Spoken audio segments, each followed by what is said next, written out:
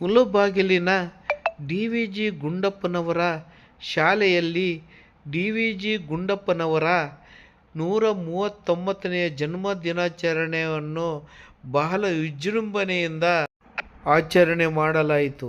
ಈ ಒಂದು ಕಾರ್ಯಕ್ರಮಕ್ಕೆ ಅನೇಕ ಗಣ್ಯರು ಇದ್ದರು. ಸಮಾಜ ಸೇವಕರಾದ ಎಸ್ ವೈ ಸಾಂಬಯ್ಯನವರು ಈ ಕಾರ್ಯಕ್ರಮಕ್ಕೆ ಆಗಮಿಸಿ ಜಿ ಗುಂಡಪ್ಪನವರ ಪ್ರತಿಮೆಗೆ ಮಾಲಾರ್ಪಣೆ ಮಾಡಿ ಡಿ ವಿ ಜಿ ಶಾಲೆಯ ಪ್ರತಿಯೊಬ್ಬ ವಿದ್ಯಾರ್ಥಿನಿಯೂ ಸಹ ಡಿ ವಿ ಜಿ ಗುಂಡಪ್ಪನವರ ಪ್ರತಿಮೆಗೆ ಗುಲಾಬಿ ನಮನವನ್ನು ಅರ್ಪಿಸಿ ಶಾಲೆಗೆ ತೆರಳಿದರು. ಈ ಒಂದು ಕಾರ್ಯಕ್ರಮ ಬಹಳ ವಿಜೃಂಭಣೆಯಿಂದ ನಡೆಯಿತು. ಈ ಕಾರ್ಯಕ್ರಮಕ್ಕೆ ವಿದ್ಯಾರ್ಥಿಗಳ ಪೋಷಕರು ಬಂದು ಕಾರ್ಯಕ್ರಮವನ್ನು ವೀಕ್ಷಿಸಿ ಈ ಕಾರ್ಯಕ್ರಮದಲ್ಲಿ ವಿದ್ಯಾರ್ಥಿಗಳು ನಾಟ್ಯ, ಭರತನಾಟ್ಯ, ಡ್ಯಾನ್ಸ್ ಮುಂತಾದ ಕಾರ್ಯಕ್ರಮಗಳನ್ನು ಹಮ್ಮಿಕೊಂಡಿದ್ದರು. ಇದನ್ನು ನೋಡಿದ ಹಲವಾರು ಗಣ್ಯರು ಯಾವುದೇ ಖಾಸಗಿ ಶಾಲೆಗಿಂತ ಕಡಿಮೆ ಇಲ್ಲ ಎಂದು ಅಭಿಪ್ರಾಯಪಟ್ಟು ಇಲ್ಲಿ ಬಂದಿರತಕ್ಕಂಥ ಪ್ರತಿಯೊಬ್ಬ ಅತಿಥಿಗಳು ಸಹ ಶಿಕ್ಷಕರನ್ನು ಮತ್ತು ಮುಖ್ಯ ಶಿಕ್ಷಕರನ್ನು ಕೊಂಡಾಡಿದರು. ಕಾರ್ಯಕ್ರಮಕ್ಕೆ ಆಗಮಿಸಿರ್ತಕ್ಕಂಥ ನಗರಸಭೆ ಅಧ್ಯಕ್ಷರಾದಂಥ ಪ್ರಿಯಾ ಸಂಪತ್ ಅವರೇ, ಅದೇ ರೀತಿ ನಮ್ಮ ವೆಂಕಟೇಶ ಅವರೇ ಹಾಗೂ ಈ ಕ್ಷೇತ್ರದ ಶಿಕ್ಷಣಾಧಿಕಾರಿಗಳಾದಂಥ ಅವರೇ, ಅದೇ ರೀತಿ ಈ ಭಾಗದ ನಗರಸಭೆ ಸದಸ್ಯರಾದಂಥ ಸ್ನೇಹಿತರು ಆದಂಥ ಜಬೀರ್ ಅವರೇ ಹಾಗೂ ವೇದಿಕೆ ಮೇಲೆ ಇರುವ ಎಲ್ಲ ಗಣ್ಯರು ಯಾರನ್ನು ಅವಕಾಶ ಬಯಸಬಾರದು. ಇವತ್ತು ಡಿ ವಿ ಗುಂಡಪ್ಪನವರ ಒಂದು ಜನ್ಮ ದಿನಾಚರಣೆ ಅಂಗವಾಗಿ ಇವತ್ತು ಮುಳುಬಾಗಿಲಿನಲ್ಲಿ ಅವರು 1800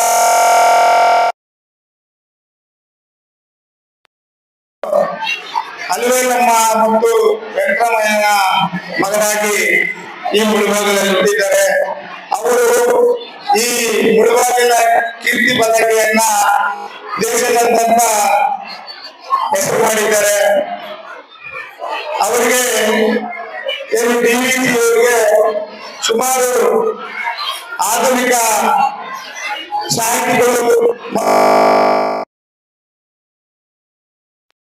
ಸುಮಾರು ಒಂದು 60ಕ್ಕೂ ಹೆಚ್ಚು ಸಾಹಿತಿಗಳನ್ನ ಮತ್ತು ಕವಿತೆಗಳನ್ನ ಬರೆದಿದ್ದಾರೆ. ಅದರಲ್ಲಿ ಬಹಳ ಪ್ರಸಿದ್ಧವಾದಂತಹ ಕವಿತೆ ಅಂದ್ರೆ ಮಂಕುತಿಮ್ಮನ ಕಗ್ಗ. ಈ ಮಂಕುತಿಮ್ಮನ ಕಗ್ಗ ನಮ್ಮ ಜೀವನದಲ್ಲಿ ಯಾವ ರೀತಿ ಕಷ್ಟ ಸುಖಗಳು, ಯಾವ ರೀತಿ ಬದುಕಿದ ಮೇಲೆ ನಾವು ಯಾವ ರೀತಿ ಬಾಳಬೇಕು ಈ ಸಮಾಜದಲ್ಲಿ ಅಂತ ತೋರಿಸ್ಕೊಟ್ಟಿರ್ತಕ್ಕಂಥ ಬಹಳ ಚೆನ್ನಾಗಿ ಇದರಲ್ಲಿ ತಿಳಿಸ್ತದೆ. ಹಾಗಾಗಿ ಇವತ್ತು ನಮ್ಮ ಮುಳುಬಾಗಿಲು ತಾಲೂಕಿನ ಅವರ ಮನೆಯನ್ನ ಸರ್ಕಾರಿ ಶಾಲೆಗೆ ದಾನವಾಗಿ ನೀಡಿ ಒಂದು ಸರ್ಕಾರಿ ಶಾಲೆಯನ್ನ ಒಂದು ಖಾಸಗಿ ಶಾಲೆಯ ಮಾದರಿಯಲ್ಲಿ ಅಭಿವೃದ್ಧಿಪಡಿಸಿ ಇಲ್ಲಿನ ಕೇಂದ್ರಬಿಂದುಗಳಾಗಿರ್ತಕ್ಕಂಥ ಈ ಕಾರ್ಯಕ್ರಮದ ಈ ಶಾಲೆಯ ಮಕ್ಕಳು ಈಗಾಗಲೇ ಹೇಳ್ತಾ ಇದ್ರು ನಮ್ಮ ಜಬೀರ್ ಅವರು, ನಾನು ಇದೇ ಶಾಲೆಯಲ್ಲಿ ವ್ಯಾಸಂಗ ಮಾಡಿ ಇವತ್ತು ಈ ಶಾಲೆಗೆ ಬಂದು ನನ್ನನ್ನ ಆಹ್ವಾನ ನೀಡಿ ಇವತ್ತು ನನಗೆ ಅವಕಾಶ ಮಾಡಿಕೊಟ್ಟಿದ್ದಕ್ಕೆ ನಾನು ತುಂಬಾನೇ ಋಣಿಯಾಗಿದ್ದೀನಿ ಅಂತ ಹೇಳ್ತಾ ಇದ್ರು. ಅಂತ ವಿದ್ಯಾರ್ಥಿಗಳು ಮುಂದಿನ ದಿನ ಈ ಶಾಲೆಯಲ್ಲಿ ಓದಿ ಡಾಕ್ಟರ್ಗಳು, ಇಂಜಿನಿಯರ್ಗಳು ಹಾಗೂ IAS ಈಗಾಗಲೇ ನಡೆದಂತ UPA ಎಕ್ಸಾಮ್ ನಲ್ಲಿ 4 ಜನ ಮಕ್ಕಳು ಈ ಭಾಗದ IAS ಗಳಾಗಿದ್ದಾರೆ. ಅದು ಒಂದು ಹೆಮ್ಮೆಯ ವಿಚಾರ. ಅದೇ ರೀತಿ ಈ ಕೋಲಾರ ಜಿಲ್ಲೆಯಲ್ಲಿ ಮೊದಲಿಗೆ ಏಷ್ಯಾದಲ್ಲಿ ವಿದ್ಯುತ್ ಕಂಡಂತ ಜಿಲ್ಲೆ ಅಂದ್ರೆ ಅದು ಕೋಲಾರ ಜಿಲ್ಲೆ KGF ಅಂತ. ಮತ್ತೆ ಈ ಕರ್ನಾಟಕದ ಪ್ರಪ್ರಥಮ ಮುಖ್ಯಮಂತ್ರಿಗಳಾದಂತಹ KC ರೆಡ್ಡಿ ಅವರು ಕೋಲಾರವೇ. ಈ ಕೋಲಾರಕ್ಕೆ ಒಂದು ಇತಿಹಾಸ ಇದೆ. ಆ ಇತಿಹಾಸ ಇರುವಂತ ಒಂದು ಊರಿನಲ್ಲಿ ಗುಲ್ಬರ್ಗದಲ್ಲಿ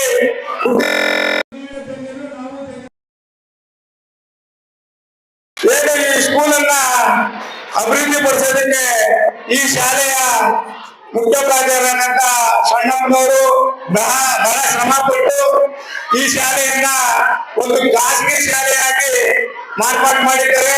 ಅದಕ್ಕೆ ಈ ಭಾಗದ ಏನು ಅಧ್ಯಕ್ಷರಾದಂತ ರಿಯಾಜ್ ಅಹಮದ್ ಅವರು, ಈ ಭಾಗದ ಏನು ಶಿಕ್ಷಣಾಧಿಕಾರಿಗಳಾಗಿರ್ಬೋದು, ಮೊದಲು ಅವರಿಗೆ ಬೆನ್ನೆಲುಬಾಗಿ ನಿಂತಿದ್ದು ಆ ಶಾಲೆಯ ಉಪಾಧ್ಯಾಯರುಗಳು ಎಲ್ಲರ ಸಹಕಾರದಿಂದ ಹಾಗೂ ಈ ಭಾಗದ ಎಲ್ಲ ನಾಯಕರಿಂದ ಇವತ್ತು ಒಂದು ಸುಸಜ್ಜಿತವಾದ ಒಂದು ಕಟ್ಟಡವನ್ನ ನಿರ್ಮಾಣ ಮಾಡಿದ್ದಾರೆ. ಯಾವುದೇ ಒಂದು ಖಾಸಗಿ ಶಾಲೆಗಳಿಂದ ಕಡಿಮೆ ಇಲ್ಲ. ನಾವೇನಪ್ಪ ಇದು ಬಂದಾಗ ಇವತ್ತು ಇಷ್ಟು ಬಹಳ ಚೆನ್ನಾಗಿದೆ. ಒಂದು ಸರ್ಕಾರಿ ಶಾಲೆ ಒಂದು ಖಾಸಗಿ ಶಾಲೆಗಿಂತ ಬಹಳ ಚೆನ್ನಾಗಿದೆ, ಬಹಳ ಶಿಸ್ತಾಗಿದೆ, ಬಹಳ ಚೆನ್ನಾಗಿ ವಿದ್ಯಾಭ್ಯಾಸನ ಕೊಡ್ತಾ ಇದ್ದಾರೆ. ಎಲ್ಲರೂ ಹೇಳ್ತಾ ಇದ್ರು ಬಡ ಮಕ್ಕಳು ಈ ಸರ್ಕಾರಿ ಶಾಲೆಯಲ್ಲಿ ಬಡ ಮಕ್ಕಳು ಮಧ್ಯಮ ವರ್ಗದ ಮಕ್ಕಳು ಸೇರ್ಪಡೆ ಆಗಿದ್ದಾರೆ. ಆದ್ರೆ ಈ ಶಾಲೆಯಲ್ಲಿ ಎಲ್ಲಾ ರೀತಿಯ ಮಕ್ಕಳನ್ನು ಇಲ್ಲಿ ಅಡ್ಮಿಷನ್ ಆಗಿ ಒಳ್ಳೆ ಒಂದು ವಿದ್ಯಾಭ್ಯಾಸವನ್ನ ನೀಡ್ತಾ ಇದ್ದಾರೆ. ಮೊದಲಿಗೆ ಈ ಉಪಾಧ್ಯಾಯರು ಮತ್ತು ಮುಖ್ಯೋಪಾಧ್ಯಾಯರು ಕಾರ್ಯಕರ್ತರಾಗಿದ್ದಾರೆ. ಅದರಿಂದ ಇವತ್ತು ಈ ಶಾಲೆ ಈ ಮಟ್ಟಕ್ಕೆ ಬೆಳೆದಿದೆ ಅನ್ಕೊಳ್ತೀನಿ. ಅದೇ ರೀತಿ ಏನೇ ಒಂದು ಮಾತಾಡೋದು ಒಗ್ಗಟ್ಟಿನಲ್ಲಿ ಒಂದು ಬಲ. ಮೊದಲಿಗೆ ನಾವು ಮುಖ್ಯೋಪಾಧ್ಯಾಯರಾಗಿರ್ಬೋದು, ಉಪಾಧ್ಯಾಯರಾಗಿರ್ಬೋದು, ಮಕ್ಕಳಿಗೆ ಶಿಸ್ತನ್ನ ಕೊಟ್ರೆ ಅದು ಅವ್ರನ್ನ ಒಂದು ಮುಂದಿನ ದಿನ ಒಂದು ಭವಿಷ್ಯಕ್ಕೆ ಒಂದು ನಾಂದಿ ಆಗ್ತದೆ ಅಂತ ಹೇಳೋದಕ್ಕೆ ನಾನು ಇಷ್ಟಪಡ್ತೀನಿ. ಏನು ಇವತ್ತಿನ ಮಕ್ಕಳು ಮುಂದಿನ ಭವಿಷ್ಯದ ನಾಯಕರುಗಳಾಗ್ಬೋದು. ಇವತ್ತು ನೀವು ತಲೆ ಬಗ್ಗಿಸಿ ಹೋದ್ರೆ ಮುಂದಿನ ನಿಮ್ಮನ್ನ ತಲೆ ಇಟ್ಟೋ ರೀತಿಯಲ್ಲಿ ಅದು ಮಾಡ್ತಾರೆ.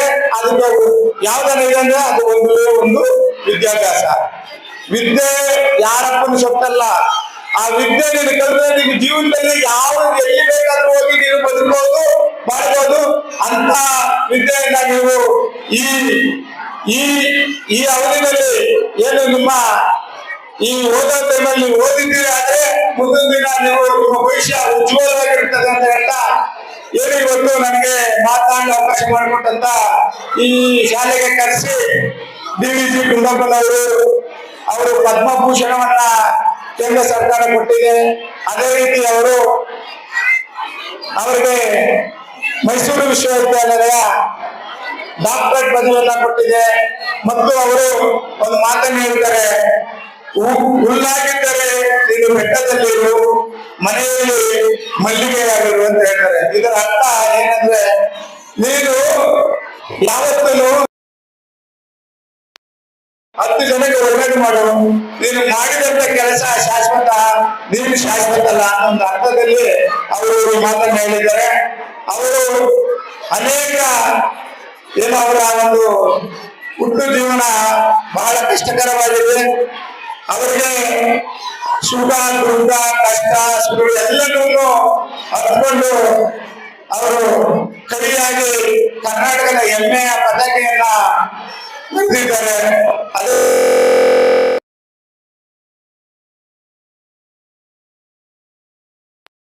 ನಾವು ನೀವು ಕೆಲಸ ಮಾಡ್ಬೇಕಂದ್ರೆ ನಾವು ನಿಮಗೆ ಚೆಕ್ ಅನ್ನ ಕೊಡ್ತೀವಿ, ನೀವು ಕೆಲಸ ಮಾಡ್ಬೇಕಂತ. ನನಗೆ ಬೇಡ, ನಾನು ದೇಶಕ್ಕಾಗಿ ಏನನ್ನ ಮಾಡಬೇಕು, ಸಾಧನೆ ಮಾಡಬೇಕು, ನಾನು ದುಡ್ಡುಗಾಗಿ ಕೆಲಸ ಮಾಡೋಣಲ್ಲ ಅಂತ ಹೇಳಿ ಅವರು ಚರ್ಚೆ ಮಾಡಿದಾಗ ಇಲ್ಲ ತಗೊಳ್ಳೇಬೇಕು ಅಂತ ಹೇಳಿ ಚೆಕ್ ಕೊಟ್ಟರು.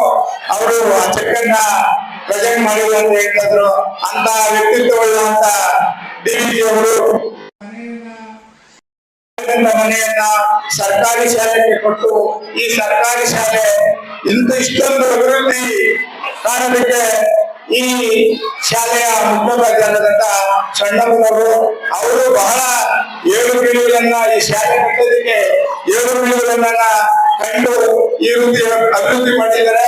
ಇದನ್ನ ಉಳಿಸ್ಕೊಂಡು ಇನ್ನೂ ಬೆಳೆಸ್ಕೊಂಡು ಹೋಗ್ಬೇಕಂತ ಹೇಳ್ತಾ ನನಗೆ ಈ ವೇದಿಕೆಯಲ್ಲಿ ಮಾತಾಡೋ ಅವಕಾಶ ಮಾಡಿಕೊಟ್ಟಂತ ಎಲ್ಲರಿಗೂ ವಂದಿಸುತ್ತಾ ನನ್ನ ಮಾತನ್ನ ಮುಗಿಸ್ತಾ ಇದ್ದೀನಿ. ಜೈ ಹಿಂದ್, ಜೈ ಭಾರತ್.